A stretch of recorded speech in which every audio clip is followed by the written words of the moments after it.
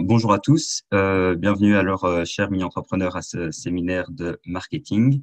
Alors, avant de commencer, donc, comme Henri l'a dit, je m'appelle Yanis et je vais vous faire donc la présentation de ce séminaire marketing, dont le contenu, en fait, ces slides ont été préparés par un collègue à moi, donc Faisal Nakash, qui donc a préparé le contenu que je vais essayer de vous transmettre pendant l'heure qui vient et même un peu plus. Donc voilà, on va directement rentrer dans le vif du sujet. L'idée pour ce séminaire, c'est d'avoir en tête le projet ou l'idée de produit, d'entreprise que vous voulez lancer cette année en tant que mini-entreprise. Si vous n'avez pas encore décidé d'une idée de projet, que vous avez plusieurs options, que vous êtes sur plusieurs tableaux pour l'instant, ce que je vous conseillerais, c'est d'avoir en tête une des idées que vous pourriez lancer cette année et donc de mener toute la réflexion qu'on va mener aujourd'hui ensemble avec cette idée de projet-là. Donc voilà, ça c'est la première étape, avoir son idée de projet. Je vois que les slides sont peut-être un peu en retard, je vais essayer de prendre ça en compte. Donc la première étape, c'est avoir votre idée de projet. Ensuite, une fois que vous avez votre idée, vient tout le marketing. Et le marketing, c'est quelque chose qui, comme vous le savez certainement, peut être développé donc pour des mini-entreprises ou pour des entreprises. Dans cette présentation, on va beaucoup s'attarder sur les vraies entreprises parce qu'en fait, on vous appelle mini-entreprise depuis le début de cette aventure, mais pour moi, même si on vous appelle mini-entreprise ou mini-entrepreneur, vous n'avez pas des mini-clients, vous avez des vrais clients, vous n'avez pas des mini-concurrents, vous avez des concurrents qui parfois sont des vraies entreprises. Donc, si vous vendez par exemple des coques pour téléphone sur votre site Internet, potentiellement des clients vont les acheter sur votre site Internet plutôt que les acheter sur le site Internet d'une vraie entreprise. Et donc voilà, vos concurrents sont des vraies entreprises, vos clients sont des vrais clients, vos fournisseurs des vrais fournisseurs, vos partenaires des vrais partenaires. Donc, pour moi, vous devrez vous comparer à de vraies entreprises et pas des mini-entreprises pour ce qui est de votre marketing. Mais le marketing, ça va plus loin que ça. Le marketing, c'est pas seulement une manière de communiquer autour d'une entreprise, mais ça peut aussi être appliqué à toutes sortes de personnalités, donc des personnages de fiction, des personnalités publiques, des artistes, des personnalités politiques. Donc voilà, il y a l'exemple de Damso sur ce slide qui est donc un personnage. Donc voilà, l'artiste s'appelle William, il a créé un personnage qui s'appelle Damso. Et on va voir pendant ce séminaire comment, que ce soit pour une marque ou pour un personnage, ou bien même pour vous-même, il y a moyen de créer du marketing. Alors, ma définition du marketing, elle s'articule autour de l'utilisation de quatre choses. Donc, d'une part, des données. Donc, on va voir ça tout au long de la présentation, mais c'est très, très important d'avoir des données, souvent quantitatives, sur lesquelles se baser pour prendre vos décisions marketing. Des outils psychologiques ou statistiques. Par exemple, vous avez peut-être déjà entendu parler du fait que certaines chaînes de fast-food diffusent des odeurs artificielles sur leur parking ou à quelques centaines de mètres de leur établissement. Ça fait que si jamais vous sentez une odeur artificielle de poulet quand vous êtes sur le trottoir et que 100 mètres plus loin, vous arrivez au KFC, peut-être que vous aurez plus tendance à rentrer parce que on a joué sur des espèces de petits tricks psychologiques avec les failles de votre cerveau pour vous pousser à consommer et vous faire rentrer dans le magasin en question. Donc, plus vous vous intéressez à des outils psychologiques ou scientifiques ou statistiques, au plus vous aurez, entre guillemets, du savoir pour trouver toutes sortes d'idées marketing intéressantes et innovantes. Le marketing, c'est beaucoup de design. Donc ça, on va le voir longuement durant cette présentation. Et enfin, du management, parce que cette présentation s'adresse tout particulièrement aux responsables marketing de votre mini-entreprise, même si je pense que n'importe quel membre d'une mini-entreprise peut y apprendre beaucoup de choses. Eh bien, il y a quand même un grand aspect de management, donc time management, management des tâches et management d'une équipe, en fait, parce que un responsable marketing ne peut pas gérer tout le marketing de sa mini-entreprise à lui tout seul. Si un jour, vous devez faire un site internet, si vous devez tourner une vidéo ou n'importe quoi, ou bien trouver des idées de campagne publicitaire, c'est quelque chose qui doit être fait en équipe. C'est des tâches que vous ne pouvez pas assumer en étant une seule personne, et du coup, vous allez devoir déléguer régulièrement, et du coup, il y a des capacités, des qualités de manager qui sont requises. Donc, le marketing, c'est l'utilisation de tout ça pour augmenter principalement trois choses.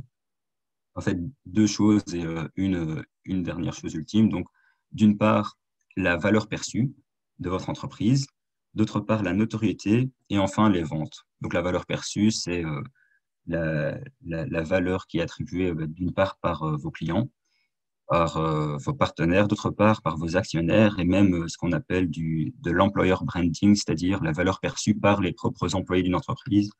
Donc ici, vous, votre équipe et vos coéquipiers.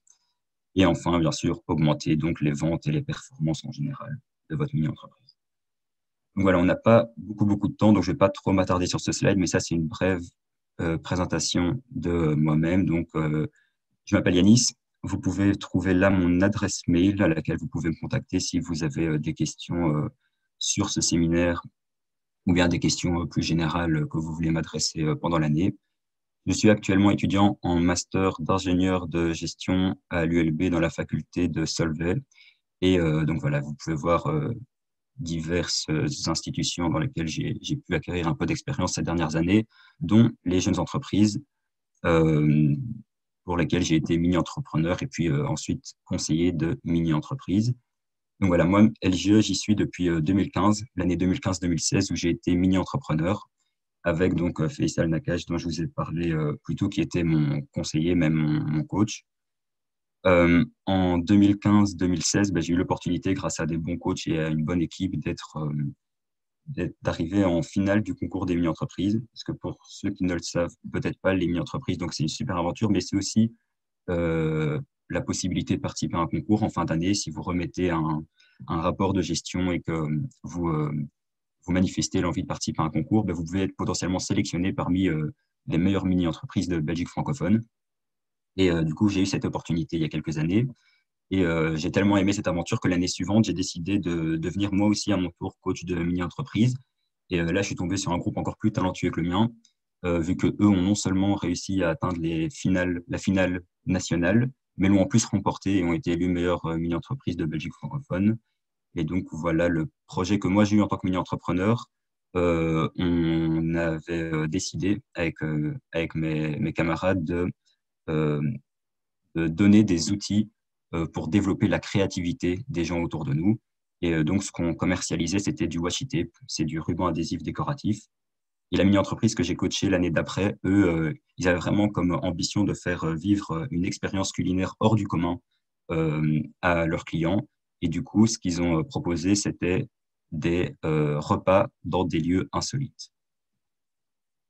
Donc, voilà. La première étape, donc, pour vous, c'est de trouver une idée de projet et ensuite, c'est de faire plein d'argent. Enfin, là, on va peut-être un peu vite. Disons que la vraie deuxième étape, c'est d'abord la réflexion et toutes les réflexions euh, autour de votre projet. Je vais l'articuler, toute cette réflexion, en 4 étapes. La première des étapes, ça sera l'ADN. Donc, c'est ce qu'est votre mini-entreprise, comment elle se positionne, quelles sont ses valeurs et comment elle se définit en fait. Une deuxième étape, ça va être comment elle communique autour de tout ça, comment elle le montre au monde extérieur. Et du coup, tout ça, c'est ce qu'on appelle le branding. Enfin, il y a l'action, donc le passage à l'action, parce qu'en fait, les 2 premières étapes, ce n'est rien de plus que de la réflexion et des prises de décision, mais ce n'est pas encore du concret. Donc, il faut une troisième étape de passage à l'action. Et là où beaucoup de mini-entreprises font l'erreur de s'arrêter, parfois même des vraies entreprises font l'erreur de s'arrêter à l'action, je vous propose d'aller plus loin et d'après développer des outils d'analyse qui vont vous permettre en fait d'améliorer votre ADN, votre branding et vos actions en apprenant de vos erreurs, de ce qui a été, de ce qui a moins bien été pendant ces 3 premières étapes. Et du coup, il y a une 4e étape qui est nécessaire, c'est celle d'analyse. Du coup, maintenant, on va se plonger dans cette première étape qui est l'ADN. Alors, il y a 6 aspects importants pour votre ADN, pour ce qui définit votre mini-entreprise.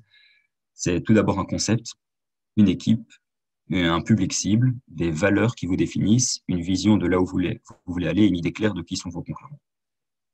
Alors, on va commencer tout de suite par le concept. Et là, si je peux me permettre de retirer un point qui est plus important de tous les autres, s'il y a vraiment, pour moi, une partie de cette présentation qui est entre guillemets, plus décisif que tout le reste pour faire de votre mini-entreprise une mini-entreprise qui a réussi en termes de marketing, c'est pour moi cet aspect-là, le concept.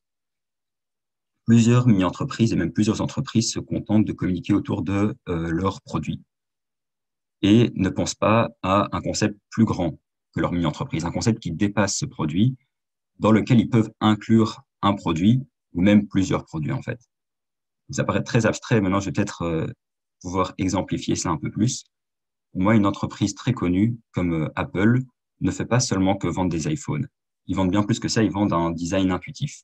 Ils vendent la simplicité qui accompagne leurs produits. Et si on résume Apple au fait qu'ils vendent des iPhones, ça serait très réducteur parce qu'en fait, ils vendent plein d'autres produits comme des iPads ou encore des iWatch.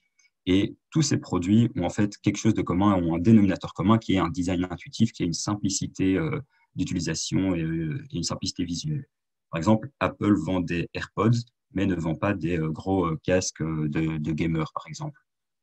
Pourtant, c'est toujours un objet dédié à l'audio, mais ça reste un positionnement très différent. Et ce qui est très important, c'est qu'il y a toujours une cohérence dans tous les produits que Apple décide de commercialiser. C'est notamment le cas pour plein d'autres entreprises. Vous remarquerez que si vous regardez une publicité d'un ordinateur, par exemple pour un ordinateur de Apple, ils vont jamais commencer à vous lister toutes les capacités techniques de leur ordinateur parce que c'est pas leur positionnement. Si vous regardez une publicité d'Apple, ils vont mettre l'accent sur leur design, ils vont mettre l'accent sur la facilité d'utilisation. Si vous regardez par contre une publicité de Nike, ils vont mettre très fort l'accent sur la performance, sur le fait que vous êtes capable d'y arriver, sur le fait que vous pouvez aller plus loin. Ils vont pas mettre l'accent sur les qualités les qualités techniques, entre guillemets, de leur textile. Ils s'en foutent que leur textile soit de bonne qualité. En tout cas, peut-être qu'ils ne s'en foutent pas, mais en tout cas, ils ne communiquent pas sur ça. D'autres entreprises, par exemple Red Bull, ont aussi un concept très clair, c'est que Red Bull ne vend pas une boisson énergisante. Red Bull, ils font bien plus que ça. Red Bull, ils vous vendent le dépassement de soi. Red Bull, si vous faites attention à ça, Red Bull ne sponsorise pas d'événements, mais Red Bull ne sponsorise jamais des événements de musique classique, par exemple des concerts de musique classique. Non, Red Bull, il sponsorise à la rigueur des festivals, mais surtout, il sponsorise des événements sportifs de sport extrême. Eux, ce que Red Bull veut vous communiquer, c'est qu'il faut associer cette marque à l'adrénaline, au dépassement de soi. Par exemple, quelqu'un qui saute d'au-dessus de l'atmosphère, ça peut être sponsorisé par Red Bull. Des sports extrêmes euh, des sports extrêmes de saut en hauteur de 50 mètres ou bien de saut en parachute, etc., ou bien même des sports de course. Tout ça, ça peut être sponsorisé par Red Bull parce que ça a du sens, ça rentre dans leur identité. Red Bull, au-delà de vous vendre simplement une boisson énergisante, ils vous vendent le dépassement de soi. C'est pareil pour Coca-Cola. Coca-Cola est une excellente entreprise d'un point de vue marketing. C'est souvent une entreprise qui est prise comme exemple au même titre qu'Apple. Et ce que fait Coca-Cola, c'est pas seulement vendre une boisson. Je pense pas que le goût de Coca-Cola soit ce qui différencie ces entreprises. Coca-Cola aurait pu avoir le même succès si sa boisson avait le goût du Fanta, du Sprite ou du Pepsi. Ce qui différencie vraiment Coca-Cola, c'est que ils le disent eux-mêmes dans leur slogan Open Happiness. Ils disent aussi taste the feeling. Donc, ils vous vendent un sentiment, ils vous vendent du bonheur. Ils font bien plus que simplement vendre un produit. Et pour moi, ça, c'est possible même pour une mini-entreprise. C'est pas seulement ces grandes entreprises qui en sont capables. J'ai commencé, quand je vous ai présenté la mini-entreprise dont j'ai fait partie et la mini-entreprise que j'ai coachée, par vous dire que notre but, c'était de vendre de la créativité. Bien, le but de la mini-entreprise que j'ai coachée, Insolite, c'était de vendre une expérience culinaire. Donc, c'était ça le but avant tout, vendre une expérience. Ce n'était pas seulement vendre des repas. Donc, essayez bien, quand vous avez des réunions entre vous avec votre mini-entreprise, de ne pas vous attarder sur le support du produit. Par exemple, nous, on veut vendre des t-shirts, ou bien nous, on veut vendre des bics, ou bien nous, on veut vendre des coques, ou on veut vendre une application. Essayez d'aller plus loin et de trouver un concept fort, abstrait, qui sous-tend votre produit et décider, par exemple, de vendre une expérience, ou bien de, de vendre de la créativité, vendre du dépassement de soi, vendre de la confiance, vendre de la sécurité, vendre de la sûreté, vendre du confort. Essayez de penser à des concepts forts comme ceux-ci qui vont vous permettre d'aller plus loin.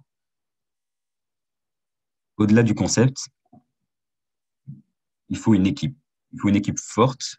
Donc, j'espère que vous avez eu l'intelligence de vous entourer de personnes motivées et prête à donner le maximum pour ce projet. Mais même si vous avez une équipe forte, vous avez certainement des faiblesses, tout comme vous avez des qualités. Ce qui est très important, c'est de reconnaître ces talents que vous avez et de les optimiser. Si vous avez quelqu'un qui sait programmer, eh bien, tant mieux. Alors, vous pouvez l'utiliser pour faire un site Internet qui sera encore meilleur que celui des autres entreprises. Si vous avez quelqu'un qui est un excellent vidéaste, alors tant mieux parce qu'il pourra tourner une vidéo promotionnelle pour vous. Par contre, si vous vous rendez compte que vous avez des grosses faiblesses, des grosses lacunes, alors c'est le moment de peut-être vous entraîner à les améliorer. Si jamais vous jugez que c'est important que ça soit fait en interne, donc par exemple, vous devez rédiger des articles, vous avez personne qui est bon là-dedans, et bien alors c'est important de vous améliorer là-dedans si vous jugez que c'est important que ce soit vous qui le fassiez. Maintenant, si vous n'en avez rien à faire que ce soit vous qui le fassiez, alors c'est peut-être important d'externaliser. C'est peut-être important de vous dire, OK, on va briefer quelqu'un qui a une très belle plume et qui va écrire ses articles pour nous. C'est un peu ce que fait McDonald's avec Uber Eats. McDonald's, ils sont très bons pour faire des burgers, mais ils sont très mauvais pour le livrer, parce qu'ils n'ont pas les capacités logistiques pour le faire. Du coup, c'est pour ça qu'il y a des partenariats qui se mettent en place entre différentes entreprises, qui pourraient aussi se mettre en place en différentes mini-entreprises, comme par exemple McDonald's, Uber Eats. McDonald's s'occupe de faire le burger, Uber Eats s'occupe de les livrer. Donc, essayez vraiment de dresser le bilan de ce que sont vos talents et de ce que sont vos faiblesses. Et pour vos faiblesses, décidez vous-même si vous devez les améliorer ou bien tout simplement laisser tomber et externaliser. Donc voilà, quels sont vos talents, quelles sont vos faiblesses, c'est vraiment des réflexions à avoir. Ensuite, une part importante de votre ADN, qui va définir comment vous agissez, ben, c'est votre cible. Attention que votre cible, c'est pas seulement dire, par exemple, les hommes de la quarantaine. Ici, ça peut être beaucoup plus précis. Ça peut se définir par des zones géographiques. Donc, par exemple, mon public, ce sont les personnes qui vivent en milieu rural. Mon public, c'est plutôt les gens qui vivent dans de grandes métropoles ou bien dans des quartiers pauvres. Ça peut être défini par des critères sociodémographiques comme la culture ou le revenu, psychographiques comme les gens qui aiment les fruits, bien les gens qui s'énervent facilement. Donc, ça peut aller beaucoup plus loin. Ça peut être aussi défini par des habitudes comportementales. Donc, par exemple, moi, mon public cible, c'est avant tout les gens qui mangent à l'extérieur 4 soirs par semaine, minimum 4 soirs par semaine. Donc, ça peut être lié au comportement des gens. Arrêtez de seulement définir votre public cible par un sexe et une catégorie d'âge ou bien une fourchette d'âge. Ça peut aller beaucoup plus loin et ça peut être beaucoup plus précis. D'ailleurs, c'est un avantage parce que souvent, quand je demande aux mini-entreprises, pour vous, quel est le meilleur public cible? Est-ce que c'est un public cible très large qui, par exemple, comprend un maximum de personnes? Ou bien est-ce que pour vous, c'est plus avantageux d'avoir un public cible très précis avec très peu de personnes? Et souvent, on me répond un public cible très large, mais si on y réfléchit à deux fois, c'est pas spécialement une bonne idée. Donc, si vous avez le choix entre un projet A et un projet B, en partant du principe que le projet A a un public cible qui sont en fait les hommes et les femmes qui ont entre 20 et 60 ans, et vous avez un deuxième projet qui est le projet B qui a comme public cible les ados entre 13 et 18 ans qui font de la natation, eh bien, c'est clair que dans le premier projet, vous avez beaucoup plus de clients potentiels que dans le deuxième. Par contre, quand on réfléchit en termes de marketing, vous allez peut-être devoir faire des spots publicitaires, vous allez peut-être devoir coller des affiches pour faire en sorte que les gens achètent vos produits, ou bien vous allez faire de la promotion ciblée sur Internet. Et si vous commencez à coller des affiches pour un public qui est extrêmement large, en fait, vous allez dépenser beaucoup de temps, beaucoup d'énergie et même vous allez dépenser beaucoup d'argent en fait pour faire des affiches et les déposer partout et vous allez avoir un retour sur investissement très très faible parce que peut-être que 1% des gens seront intéressés par votre produit après avoir vu vos affiches. Du coup, il faudra débourser beaucoup d'efforts, beaucoup d'argent et beaucoup d'énergie et beaucoup de temps pour attirer des clients.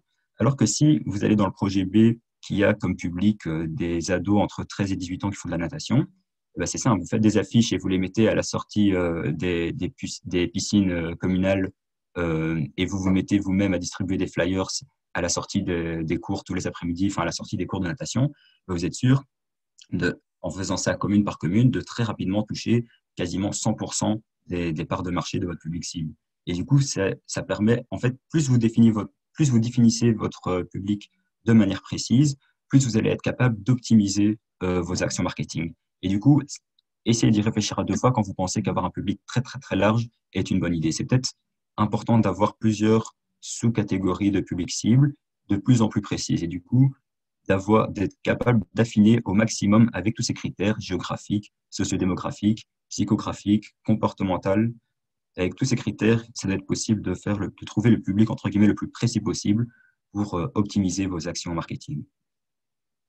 Et donc, je vous en laisse un exemple ici. Exki qui a trouvé un public plutôt précis, qui sont les habitants de la ville qui travaillent en entreprise, ce qui veut dire donc qu'ils n'ont pas spécialement beaucoup de temps, mais qu'ils ont de l'argent, qui aiment le fait maison et qui font attention à leur santé. Alors voilà, le public cible, c'est un peu répondre à la question de qui allez-vous escroquer, ou bien dit de manière un peu plus formelle, quel est votre profil type, quel est le profil type de votre cible. Ensuite, vous avez des concurrents. Attention là d'avoir une vision large, car quand vous avez des concurrents, vous avez ce qu'on appelle des concurrents directs et des concurrents secteurs. Ou bien vous avez aussi ce qu'on appelle des concurrents indirects ou des concurrents marchés. Les concurrents directs ou secteurs, ce sont ceux qui vendent le même produit ou service que vous. Ça, c'est vraiment des concurrents directs. Par exemple, vous êtes une chaîne d'hôtels, une autre chaîne d'hôtels, c'est un concurrent direct. Par contre, des concurrents directs, ce sont ceux qui vendent un produit ou un service similaire ou substitut, qui fait que du jour au lendemain, ceux qui avaient prévu d'acheter quelque chose chez vous, ils vont peut-être arrêter d'acheter chez vous, non pas pour acheter la même chose chez quelqu'un d'autre, mais pour acheter quelque chose de différent. Et ça, c'est souvent des concurrents auxquels on ne pense pas. En tout cas, beaucoup d'entreprises négligent ce type de concurrents indirects. Or, ils répondent en fait aux mêmes besoins que vous, et donc c'est très important de les avoir en tête. Par exemple, si vous êtes une chaîne d'hôtels, Ibis, c'est un concurrent direct à vous, parce que c'est aussi une chaîne d'hôtels, mais un concurrent en direct, ça pourrait être Airbnb. Et ça, c'est très important à prendre en compte parce que vous devez vous positionner en vous différenciant de vos concurrents. Et du coup, c'est très important de garder en tête quels sont tous les acteurs qui répondent aux mêmes besoins que vous. Les concurrents, d'ailleurs, ce sont tous les organismes qui pourraient déjà être sur votre marché. Ça ne veut pas dire seulement des vraies entreprises. Ça pourrait être une multinationale, une très très grande entreprise, mais ça pourrait aussi être une PME ou bien une ASBL. Ça peut même être une autre mini-entreprise. Ça peut être un indépendant ou bien une entreprise nationale. Peu importe, si vous voulez vendre d'une manière ou d'une autre un moyen de transport, même la STIB peut être un de vos concurrents. Donc, vous voyez très large sur qui peut être vos concurrents et comment vous pouvez vous différencier d'eux. Ensuite viennent les valeurs. Et donc là, les valeurs, c'est ce que vous voulez ériger comme principe pour votre mini-entreprise, donc les principes dont vous comptez être les représentants. Par exemple, pour Danone, un exemple très clair, c'est la santé pour tous. Ils veulent placer un produit sain dans vos frigos. Voilà, vous pouvez avoir tout type de valeurs. Vos valeurs, ça peut être l'honnêteté, ça peut être le pragmatisme, ça peut être l'ambition. Essayez de réfléchir entre vous à quelles sont vos valeurs. C'est une part cruciale de la définition de votre ADN en tant qu'entreprise. Voilà, c'est très important. Je vous conseille de trouver au moins 3 valeurs qui caractérisent votre projet. Ensuite, au-delà des valeurs, vous devez avoir une vision, savoir où est-ce que vous allez, quelle est votre mission. À la fin de l'aventure, le but ultime, c'est quoi? La vision, ça demande un peu plus du long terme. L'ADN, c'est tout ce qu'on a défini pour l'instant dans l'ADN, c'est un peu des réflexions que vous pouvez avoir maintenant sur ce que vous savez de votre produit. Pour ce qui est de la vision, c'est un peu différent parce que vous devez savoir vous projeter. Qu'est-ce que vous voulez avoir accompli dans 1 an? Peut-être même dans 5 ans, pour 10 ans. Réfléchissez à ça, ça vous permettra de savoir quoi faire maintenant. Donc voilà, des exemples de vision possible, rafraîchir le monde, inspirer d'optimisme et de joie, créer de la valeur et faire la différence. Ça, c'est pour Coca-Cola. Et vous? Donc voilà, une fois que vous avez abordé toutes ces questions, vous avez une idée plus claire de qui vous êtes et de ce qu'est votre ADN. Une mini-entreprise qui va loin, c'est une mini-entreprise qui a un ADN clair, mais qui en plus sait bien communiquer autour de cet ADN et qui donc a un branding très clair. Le branding, ça inclut un nom, un univers qui va au-delà de votre nom, un logo, une charte graphique, un storytelling et une stratégie. On va passer en revue tous ces aspects. En premier, le nom. Le nom, il n'y a pas de règle très claire, hein. Vous pouvez choisir un nom en anglais, un nom en français, un nom en chinois, en arabe. Ça peut être un mot, plusieurs. Ça peut rien vouloir dire. Ça peut être un jeu de mots. Ça peut être une blague ou autour d'un double sens ou d'une expression. Il y a juste peut-être quelques règles qui sont plutôt importantes et que je vous conseillerais de respecter. C'est de ne pas le prendre trop long pour des raisons évidentes de simplicité et de reconnaissance. Que ce soit facile à retenir. Et aussi quelque chose qui est souvent négligé, c'est que ça doit être facile à prononcer. Parce que souvent, des noms propres ne s'écrivent pas de la même manière qu'ils s'entendent. Et ça peut poser problème quand des gens arriveront sur votre page Facebook ou bien quand des gens verront votre nom écrit quelque part. Ils vont peut-être vous retenir et du coup, vous aurez marqué des points, mais ils vont vous retenir en vous prononçant de la mauvaise manière. Et du coup, ça vous fait perdre beaucoup de points, ça aussi. Parce que il y a entre guillemets une perte d'information quand les gens parlent de votre projet. Donc, essayez d'avoir un nom facile à prononcer pour que les gens sachent d'une part le prononcer et d'une part aussi savoir bien le prononcer même une fois qu'ils le lisent. Un dernier point très très important, c'est est-ce que ce nom est libre de droit? Enfin déjà, est-ce qu'il existe? Donc est-ce qu'il est libre de droit d'un point de vue légal? Et ensuite, est-ce qu'il est libre d'un point de vue digital? Si vous voulez vous appeler Claquette, ben, vérifiez peut-être que claquette.com, claquette.be ou claquette.net, peu importe, que tous ces noms-là soient disponibles, tous ces noms de domaine soient disponibles. Sinon, ça peut être un frein à votre projet, évidemment. Et ça, c'est le contre-exemple parfait. Ce slide-là, c'est une marque de glace que vous connaissez certainement bien, donc Häagen-Dazs. Häagen-Dazs, c'est une entreprise, donc là, on n'a pas spécialement le temps de s'attarder là-dessus, donc je vous invite à faire des recherches sur le nom si ça vous intéresse, parce que l'histoire est super intéressante. Mais Häagen-Dazs, c'est pas du tout créé par des gens nordiques, c'est créé par des Américains qui simplement voulaient donner une connotation nordique à leurs produits. Donc voilà, qui sont inspirés de mots danois. Häagen-Dazs, ça ne veut absolument rien dire. C'est juste un mot complètement inventé. C'est un mot qui ne respecte absolument aucune règle de ce qui a été dit avant. Donc c'est plutôt long, c'est composé, c'est pas lisible clairement, c'est pas facile à retenir et pourtant ça marche.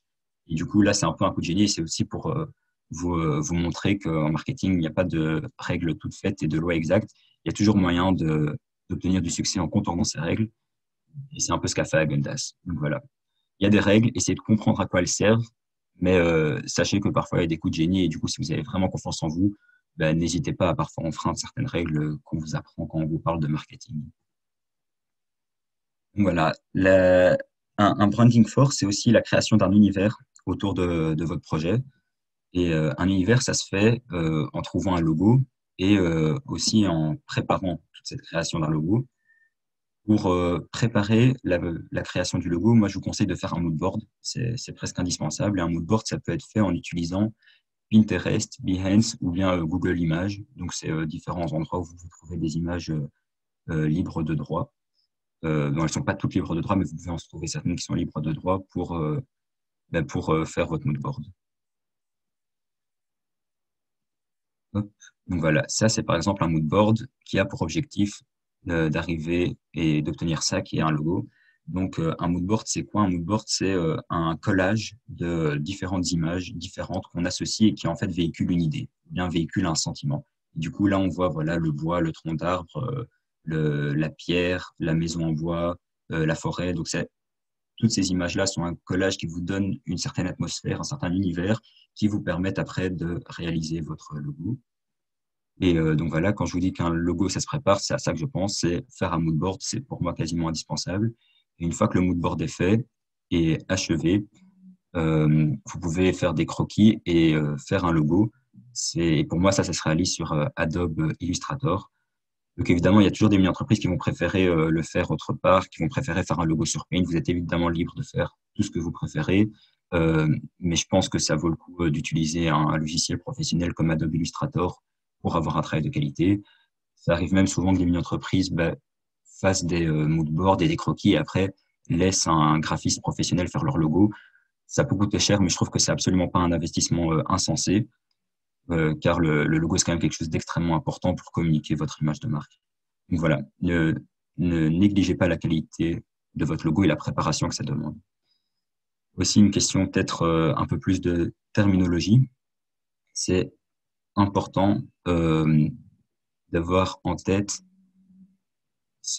comment on peut nommer les logos. Donc il y a d'une part le logo icône, donc ça c'est simplement l'icône.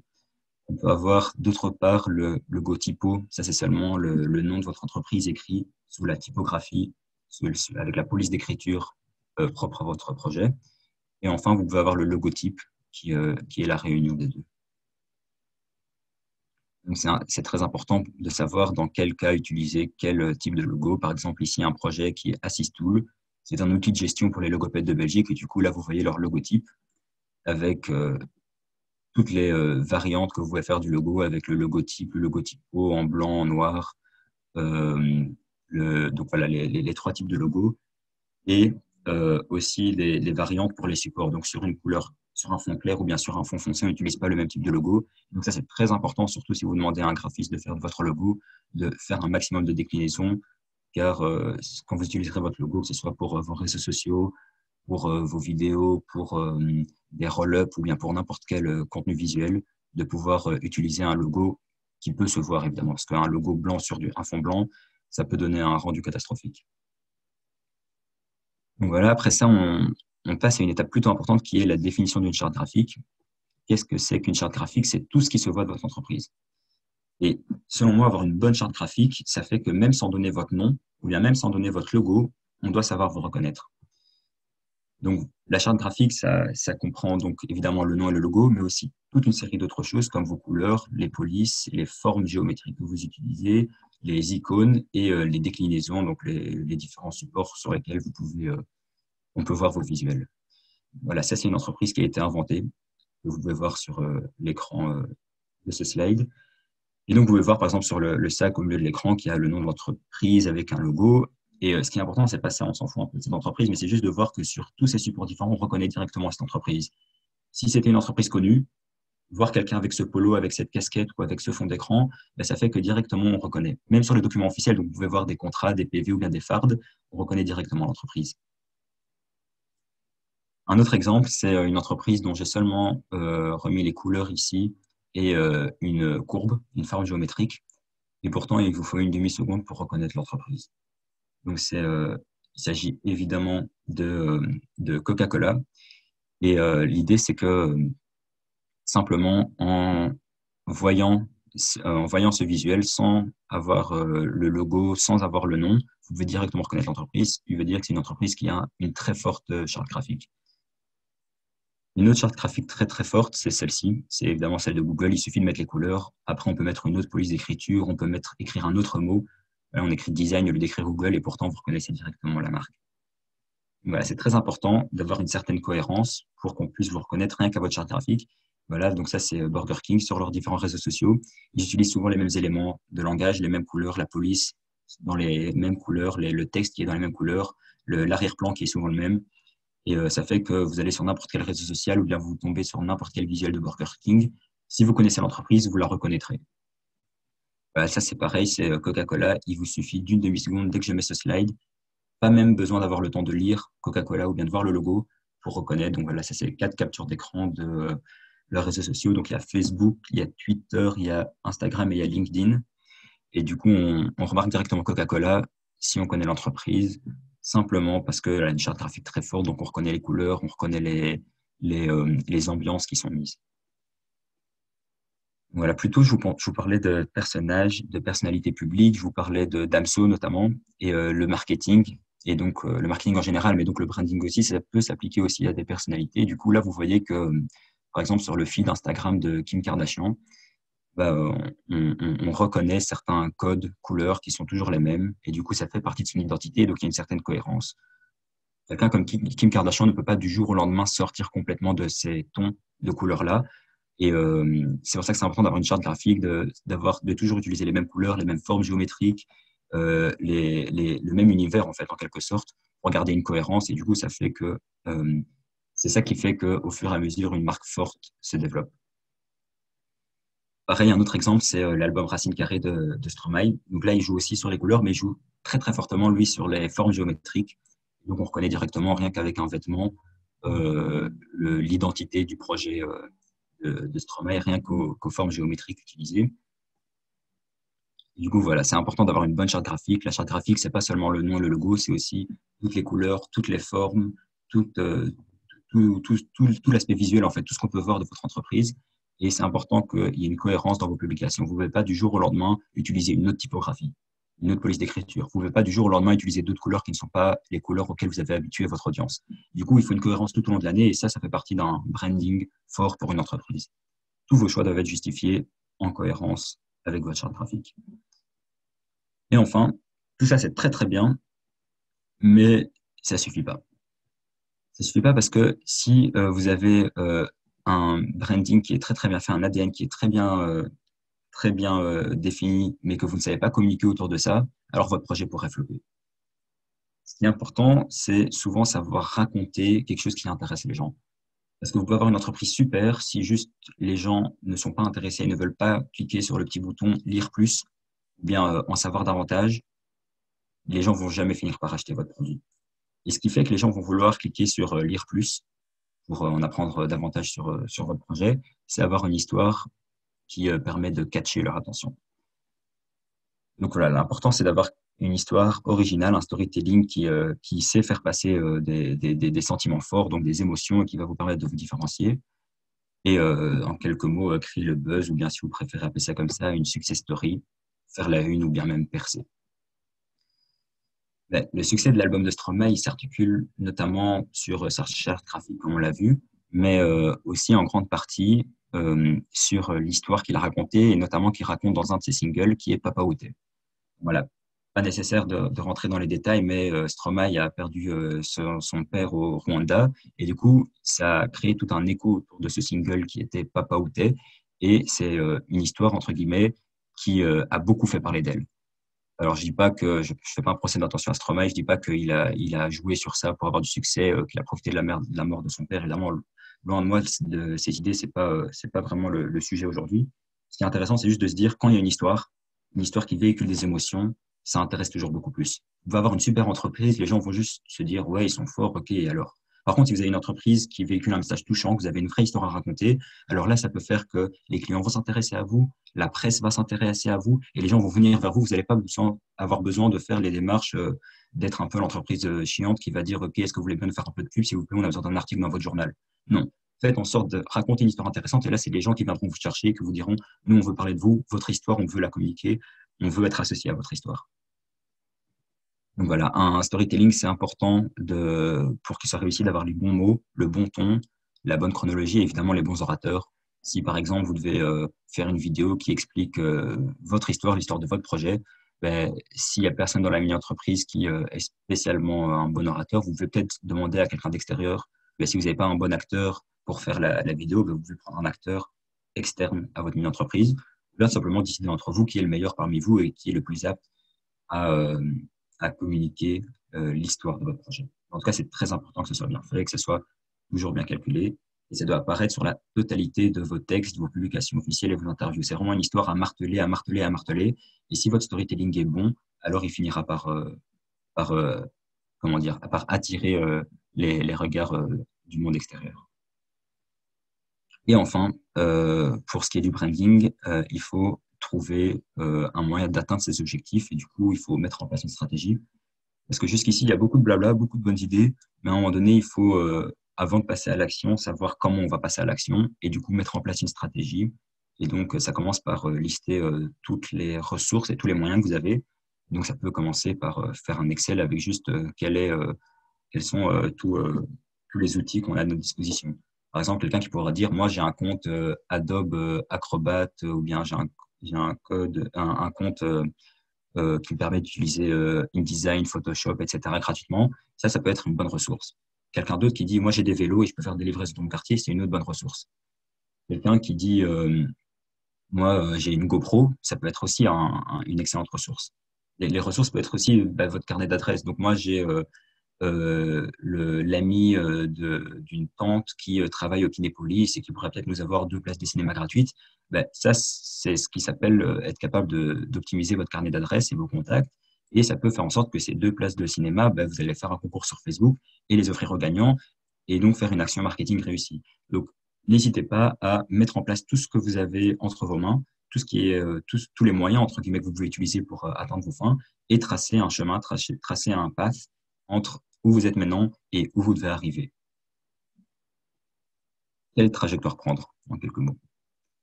Et donc voilà, là on arrive à la fin de cette deuxième étape qui est le branding de votre mini-entreprise. Donc voilà, les 2 plus grosses étapes sont passées. C'est définir votre ADN et définir votre branding. Maintenant, on passe à l'étape où il y a, entre guillemets, moins de réflexion que précédemment, mais beaucoup plus de concret. C'est tout simplement le passage à l'action. Et du coup, voilà, comme pour les autres thèmes, il y a 6 sujets principaux, qui est la planification, les objectifs, la promotion, la stratégie marketing, les prix et les résultats.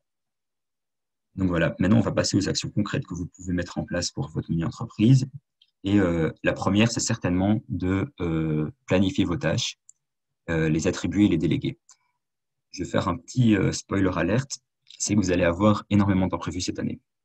Bon, il y a certains types de projets qui auront plus d'imprévus que d'autres. Par exemple, si vous décidez d'organiser des événements, ben, vous devez être sûr et certain que même si vous pensez à presque tout, vous allez quand même oublier certaines choses, vous allez avoir des problèmes de dernière minute et des imprévus. Même pareil, si vous offrez un service ou un produit, vous devez toujours avoir des problèmes qui vont survenir en cours de route et c'est normal, il ne faut pas s'en inquiéter. Ça peut être gérable, mais ça devient très difficilement ingérable si jamais même les tâches qui pouvaient être anticipées, si même ces tâches-là, vous ne les avez pas planifiées, alors là, ça devient difficile. Vous allez déjà avoir assez d'imprévus comme ça, il ne faut pas vous en rajouter.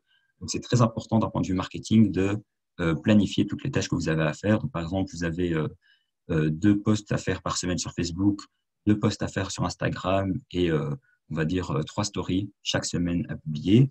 Là, c'est important de faire un planning avec qu'est-ce qui va être planifié quand et de le faire, par exemple, sur les 5 ou 6 prochaines semaines.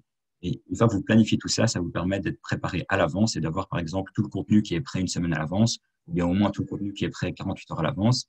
Et une fois que ça, c'est fait, ça vous permet de, si en dernière minute, il y a quelque chose d'autre qui arrive, et, ou bien en dernière minute, il y a un contenu qui n'est pas prêt, vous pouvez toujours vous adapter parce que vous avez beaucoup moins de choses à devoir gérer. Donc voilà, pour ce qui est de la planification de vos actions marketing et même pour la planification en général, moi, je vous conseille d'utiliser ce canevas-là. C'est d'avoir en tête tout ce que vous devez faire, tout ce qui doit être planifié et de le diviser en 4 grandes catégories. Donc la première catégorie, c'est tout ce qui est pas important et pas urgent. Ce qui est ni important ni urgent, moi, je vous conseille de tout simplement ne pas le faire. Vous le laissez tomber, vous le mettez de côté et c'est des tâches à oublier, entre guillemets. Ensuite, vous regardez ce qui est important et urgent. Ça, c'est quelque chose que vous devez faire. Vous devez faire tout de suite, sans attendre et sans le planifier à plus tard ou bien sans, comment dire, sans postposer à un moment ultérieur. C'est extrêmement important. Après, si vous n'avez pas le temps de le faire sur le moment même, bah, vous pouvez le planifier pour juste après. Donc, si vous êtes vraiment occupé, vous décidez de le faire dès que vous avez terminé ce que vous êtes en train de faire. Mais en tout cas, c'est quelque chose qui doit être fait le plus tôt possible. Ensuite, il y a une troisième catégorie d'actions, c'est celles qui sont urgentes, mais qui ne sont pas si importantes que ça. Du coup, là, en tant que responsable du marketing de votre mini-entreprise, ce que je vous conseille, c'est de déléguer ces tâches-là. Vous n'allez pas pouvoir les faire vous-même parce que vous êtes occupé à faire ce qui est urgent et important. Mais par contre, si quelque chose doit être fait très prochainement, mais que ce n'est pas si important que ça, n'hésitez pas à déléguer et à le donner à quelqu'un d'autre de votre team. Ça sera quand même fait. Et enfin, vous avez ce qui est important, mais qui n'est pas urgent. Et donc là, c'est important de le planifier. Car c'est quelque chose qui doit absolument être fait, mais ça pourrait être fait plus tard. Donc, mettez-le quelque part dans votre agenda. Donc voilà, ça c'est pour tout ce qui est planification. C'est très important d'avoir les dates clés en tête. Ensuite, c'est important de vous mettre des objectifs.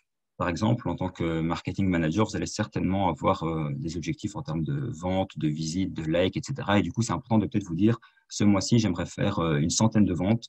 J'aimerais qu'il y ait sur mon site internet 1000 vues et j'aimerais avoir 2000 likes, enfin 1000 visites sur le site internet et j'aimerais avoir 2000 likes en cumulé sur mes réseaux sociaux, tout en ayant fait une interview ce mois-ci.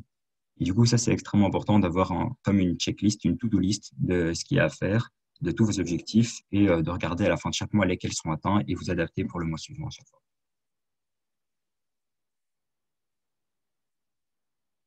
Ensuite, important de développer une stratégie marketing. Donc, ça passe par réaliser une étude de marché, clarifier votre positionnement, votre mix marketing et enfin contrôler vos actions.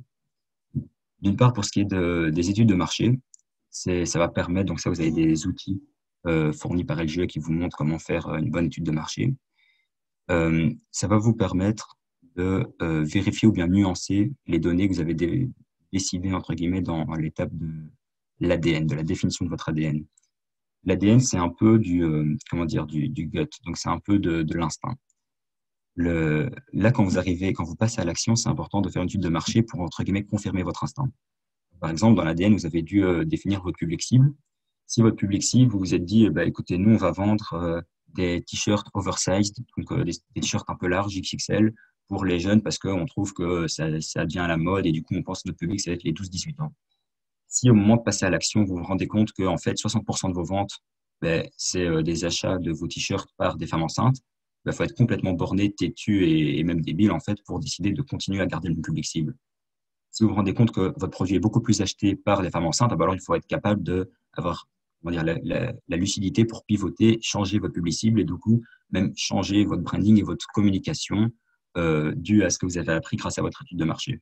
Et du coup, une étude de marché, ça peut servir à ça. Ça peut servir à nuancer les décisions et les données que vous aviez fait au moment du choix de votre ADN.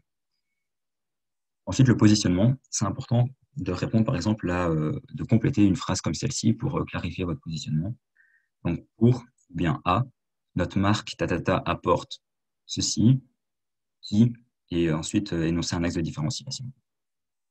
Un exemple, bah, ça pourrait être, on pourrait dire, pour ceux qui manquent d'éloquence et pour les personnes qui manquent d'éloquence, notre marque blablabla.com apporte la confiance dont vous manquez. Donc ça peut être votre concept, et votre entreprise et votre concept. Et donc là, le qui, ça peut être qui peut s'obtenir via des cours en ligne. Parce que, par exemple, admettons que des cours d'éloquence, ça existe, mais que des cours d'éloquence en ligne, ça existe très, très peu. Et du coup, voilà, vous essayez de trouver une formulation pour, par exemple, cette formulation, c'est une formulation qui peut être utilisée avec votre entreprise et qui prend en compte tout ça. Donc, votre cible et son besoin, votre entreprise et son concept, et votre axe de différenciation. Donc, c'est très important de parler du concept. Donc, par exemple, là, le concept, j'ai dit que la marque, elle apportait la confiance dont avaient besoin les gens qui manquaient d'éloquence. J'ai pas dit que notre entreprise apportait des cours d'éloquence. Parce que des cours d'éloquence, il n'y a rien de sexy là-dedans, il n'y a rien de, comment dire, de très convaincant. Il faut, pour être le plus convaincant possible, ne parlez pas du support ou bien du produit concret que vous vendez, mais parlez du concept, de la chose plus abstraite que vous offrez. Donc, on a déjà parlé des concepts, mais un concept, ça peut être la confiance, ça peut être le confort, ça peut être la sensibilité. Ensuite, votre mix marketing, il se, il se traduit autour de 4 axes principaux. Donc, d'une part, en fait, c'est les 4 P du marketing, dont vous avez probablement déjà entendu parler. Le produit, le prix, la place et la promotion. Donc c'est des termes anglais, donc place ici et promotion. Place veut dire le lieu, entre guillemets, et la promotion, donc ça c'est comme en français.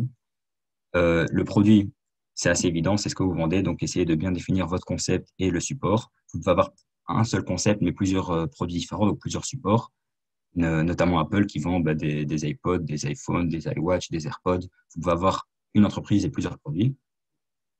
Le prix que vous allez auquel vous allez décider de vendre votre produit, donc ça c'est assez clair.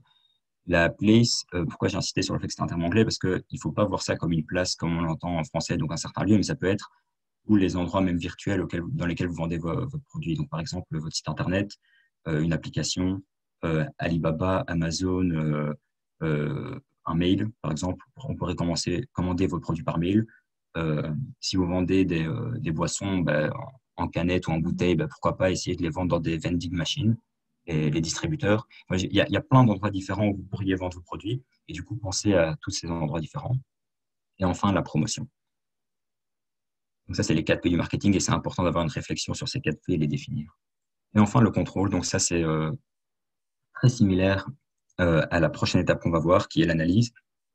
Le contrôle, c'est ce qui va vous permettre d'ajuster tout ce que vous avez fait pour l'instant.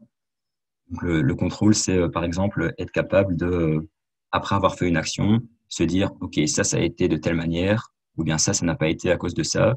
Et du coup, en cours de route, ajuster et se dire, pour faire mieux la prochaine fois ou bien pour faire mieux avant que ce soit la fin de l'action marketing, on devrait plutôt changer ceci. Donc, typiquement, ça peut arriver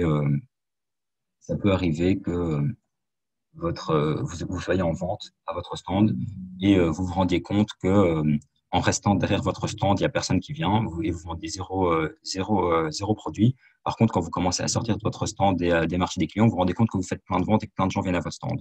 Ça, c'est une manière de contrôler et d'ajuster ce que vous faites. C'est ajuster votre stratégie de vente et du coup, c'est extrêmement important parce que il y a rien qui dit que dès le début, vous allez tout faire parfaitement. Il y a même beaucoup de chances que dès le début, vous fassiez énormément d'erreurs. Du coup, c'est très important d'à chaque fois contrôler ce que vous faites et de l'ajuster, d'essayer de vous rendre compte de ce qui va bien et de ce qui ne va pas. Et donc, enfin, la promotion. La promotion, ça passe par différents canaux. Donc, d'une part, la presse, avoir un communiqué de presse, un dossier de presse, parce que les médias, ça joue quand même un rôle important, d'une part pour la visibilité et même pour la notoriété. Admettons, la presse, ça crée beaucoup de visibilité, ça vous permet d'être vu par plein de gens qui ne vous voient pas a priori. Mais je pense que même si jamais zéro personne lise un article, lise l'article sur votre entreprise, au moins vous pourrez dire on était dans tel journal ou bien on est passé dans telle émission télé. Ça apporte de la certaine notoriété, de la crédibilité à votre mini-entreprise. Il y a aussi le développement des réseaux sociaux. Je pense que c'est quasiment impossible de nos jours de lancer un produit sans utiliser une stratégie digitale sur les réseaux sociaux. Un site Internet, à vous de voir est-ce que vous voulez un site Internet ou pas. Ça peut être intéressant, ça a des pour et des contre.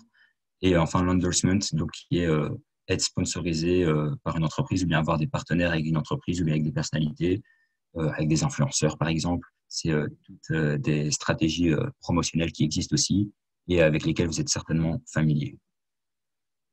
Donc, pour terminer sur l'action, il y a le tracking de vos résultats. Soyez capable de vous dire qu'est-ce qui a bien été, qu'est-ce qui a moins bien été. Quand vous fixez des objectifs de tant de likes par mois, de tant de followers, de tant de visites, de tant d'achats, c'est important de savoir si vous avez atteint vos objectifs ou pas et de savoir si vous êtes capable de quantifier vos objectifs.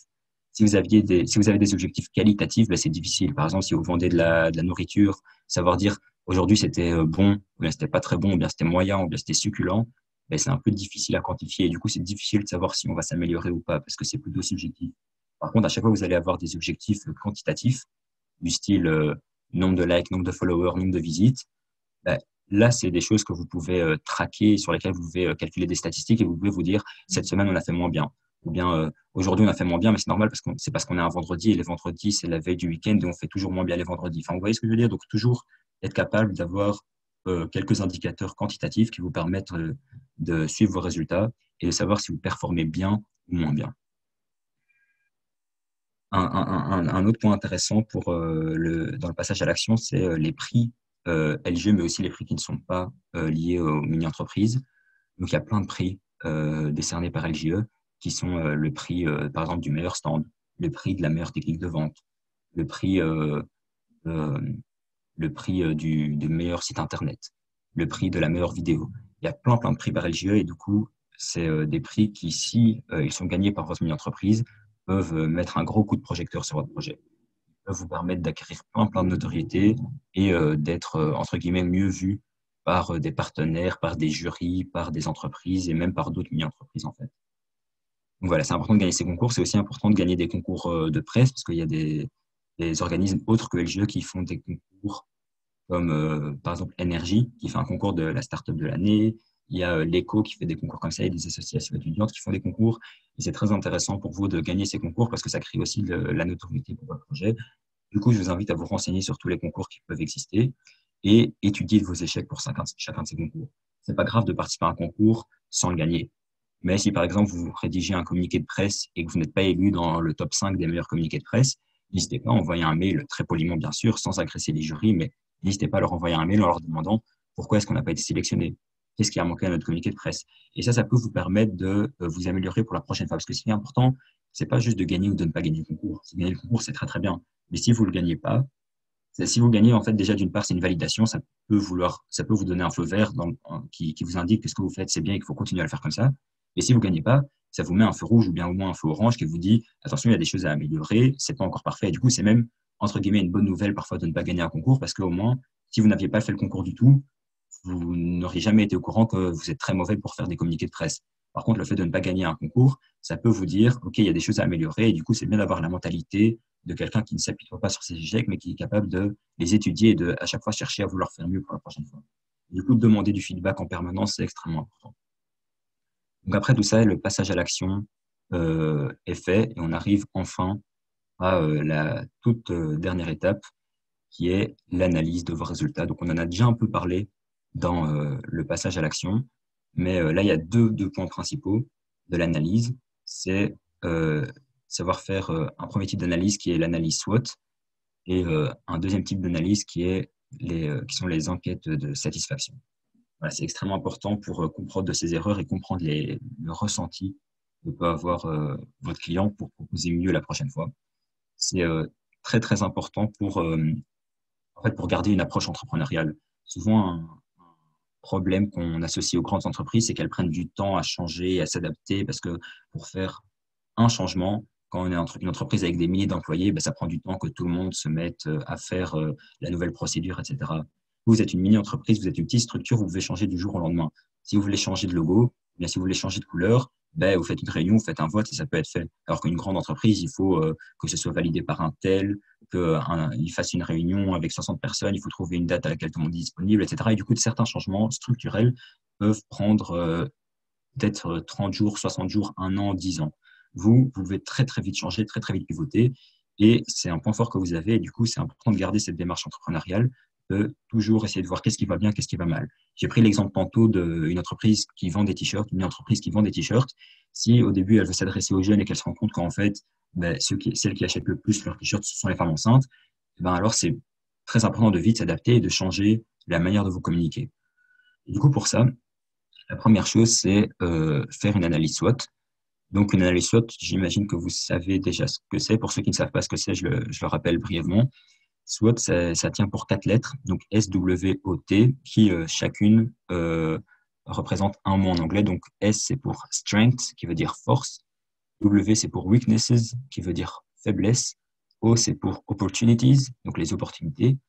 Et T, c'est pour threats, qui veut dire les menaces. Donc, en français, pour résumer, on a les forces et les faiblesses, puis on a les opportunités et les menaces. Donc, d'une part, on a ce qui est positif, c'est les forces et les opportunités. Et d'autre part, on a ce qui est négatif, donc c'est les faiblesses et les menaces. Et du coup, moi, je vous invite à avoir un tableau avec ces 4 catégories, force, faiblesse, opportunité, menace. Donc, il y en a 2 positifs, 2 négatifs, et il y en a 2 qui sont internes et 2 qui sont externes. La différence entre une force et une opportunité, c'est que, par exemple, avoir une entreprise très créative, ben, c'est une force, c'est une de vos qualités. Une opportunité, par contre, ça serait, par exemple, dire Rihanna vient en Belgique et nous, on pense qu'on peut avoir une interview de Rihanna. Ça, c'est une opportunité. C'est pas, entre guillemets, un élément positif que vous avez en vous, c'est un élément positif dont vous pourriez profiter. Bien, par exemple, c'est triste à dire, mais si vous vendez du gel hydroalcoolique, ben, une épidémie comme celle du Covid, c'est une opportunité pour vous. Et du coup, parfois, une opportunité, ça peut être le malheur des autres qui va faire votre bonheur, comme ça peut être tout simplement un événement tout à fait banal. Et du coup, il faut être, entre guillemets, à l'affût de tout ce qui peut arriver et qui peut être une opportunité. Et ensuite, pour ce qui est négatif, vous avez weakness, donc la faiblesse. Quelles sont vos faiblesses? Dans vos faiblesses, c'est qu'il n'y a aucun bilingue dans votre mini-entreprise. Et du coup, ça va être difficile de trouver des clients néerlandophones ou anglophones ou germanophones.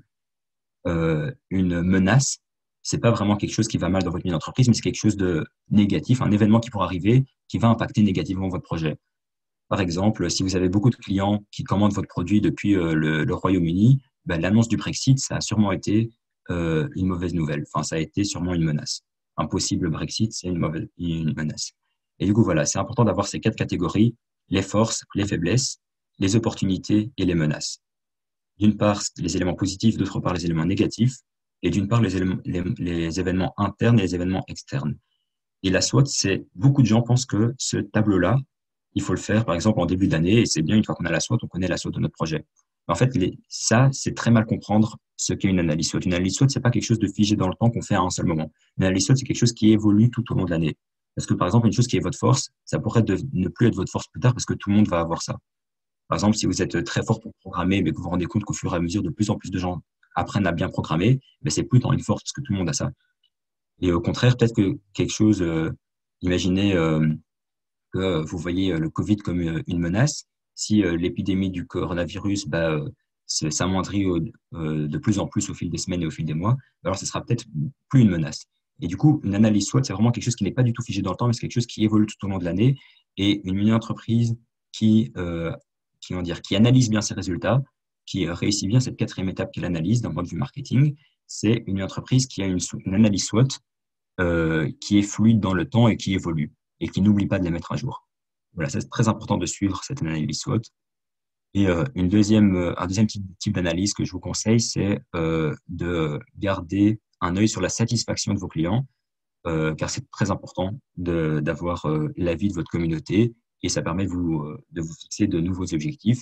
Donc ça peut être fait par tout simplement demander l'avis aux personnes qui ont testé votre produit. Vous pouvez envoyer des enquêtes de satisfaction sur vos réseaux sociaux. Vous pouvez tout simplement discuter avec vos clients à vos stands. Vous pouvez, vous pouvez envoyer un mail. Par exemple, si vous demandez l'adresse mail de vos clients, vous pouvez leur envoyer un mail à un moment donné pour leur demander comment ils utilisent votre produit, à quel moment de la journée ils utilisent votre produit, qu'est-ce qu'ils aiment bien dans votre produit, qu'est-ce qu'ils aiment moins dans votre produit. Et tout ça, c'est des choses que vous pouvez potentiellement améliorer pendant l'année. Et c'est important parce que ça vous permet d'affiner votre positionnement. Et vous pouvez vous dire plus tard dans l'année, OK, en fait, nous, on vendait des bougies, on pensait que les gens allaient utiliser nos bougies en soirée. En fait, je me rends compte que pas du tout, ils utilisent leurs bougies au moment de manger. Du coup, peut-être que c'est intéressant à partir de maintenant de communiquer autrement. Peut-être que maintenant qu'on va faire un spot publicitaire, on va faire un spot publicitaire où les gens, on voit notre bougie sur une table pendant un repas.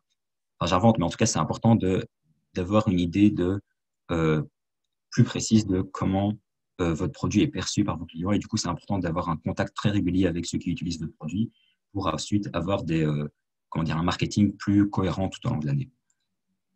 Et du coup, voilà, une fois que vous arrivez à ça, vous avez bouclé les 4 étapes importantes de ce chemin vers un marketing d'une mini-entreprise qui gagne, d'une mini-entreprise qui réussit.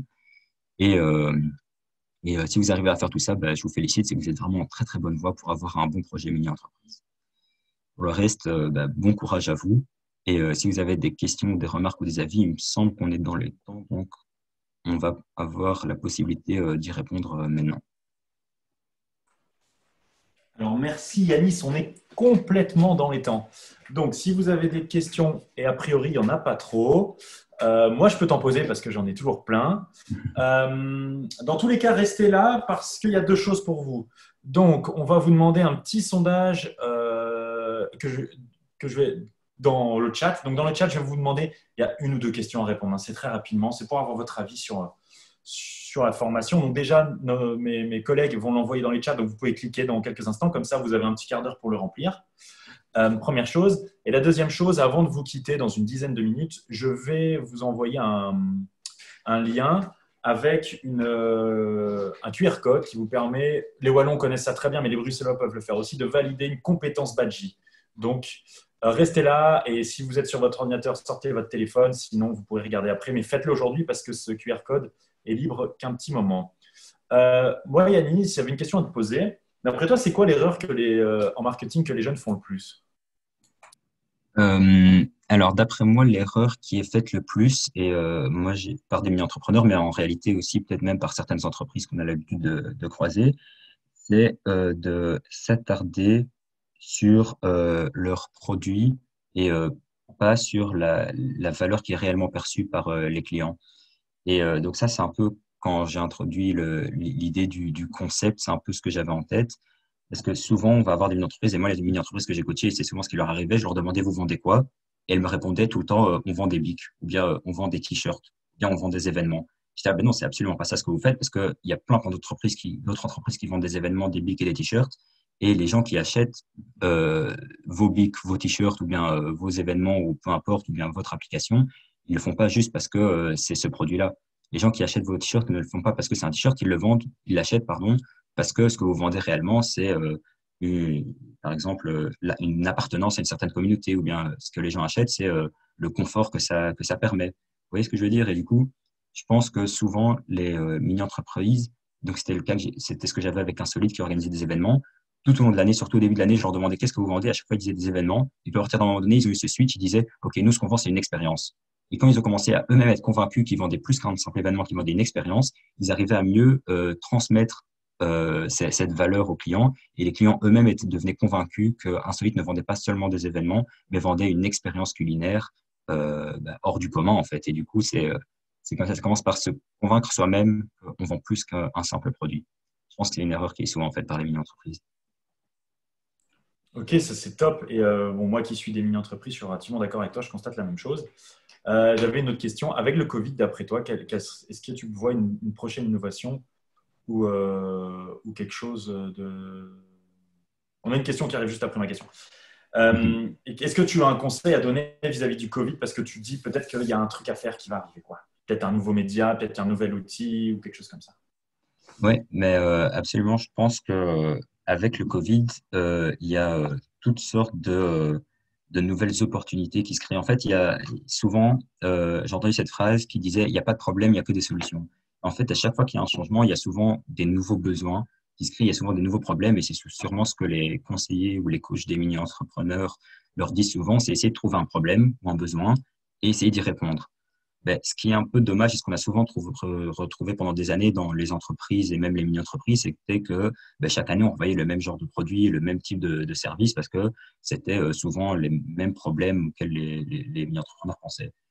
Là, je pense que cette année, pour la première fois, on a quand même tout plein de nouveaux problèmes qui arrivent. Donc, on a des problèmes comme, je sais pas moi, les problèmes liés au fait que certains doivent travailler à distance. On a des problèmes, je pense que beaucoup de problèmes B2B, entre guillemets, donc des entreprises qui rencontrent des problèmes auxquels une entreprise pourrait répondre. Donc, je pense notamment aux restaurateurs, aux bars, les universités ou les écoles. En fait, tous ceux qui doivent accueillir un grand nombre de personnes rencontrent plein de problèmes pendant cette période de coronavirus. Du coup, c'est une période qui est difficile pour plein de gens.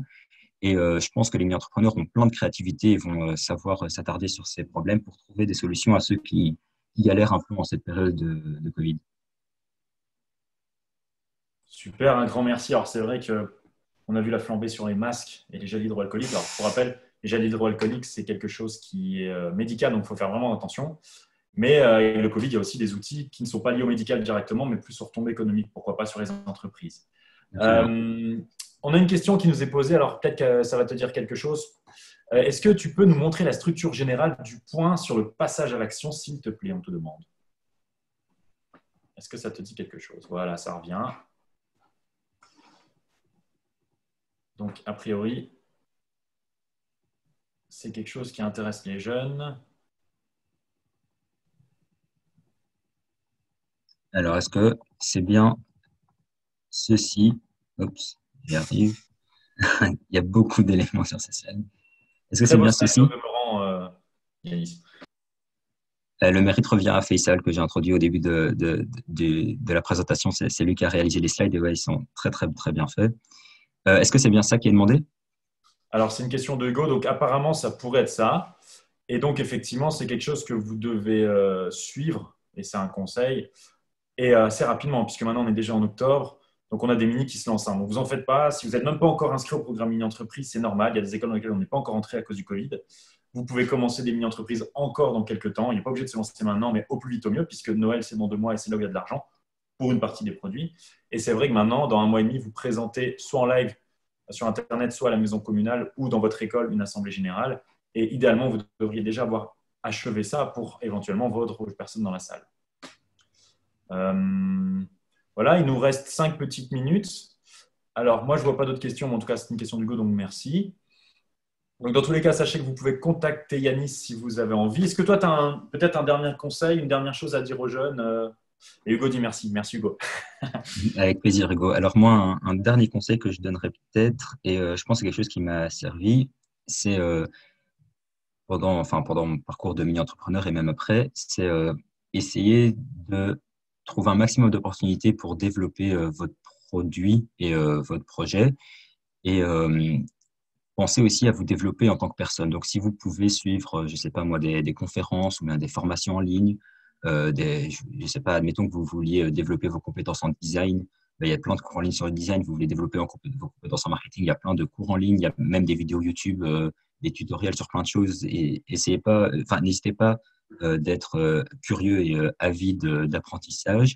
Et il y a même, moi qui suis à l'université, je suis un peu comment dire, un peu témoin de plein d'initiatives qui sont faites. Et il y a même des initiatives qui sont faites pour les étudiants du secondaire. Et je vous invite notamment à vous inscrire à des événements comme le High School Challenge. Donc, j'enverrai peut-être le lien en commentaire sur Facebook. Je pense que LGE connaît très bien cet événement.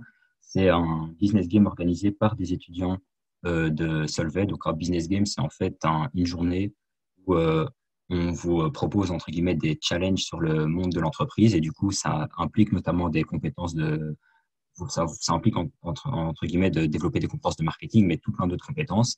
C'est génial pour les étudiants en fait qui ont votre profil, donc qui lancent une entreprise. Et c'est des événements comme cela ou bien des formations comme cela qui vous permettent de vous développer. Et en fait, c'est toujours des choses bonnes à prendre, d'une part pour votre projet, parce que vous allez développer des compétences, mais aussi pour vous en tant que personne.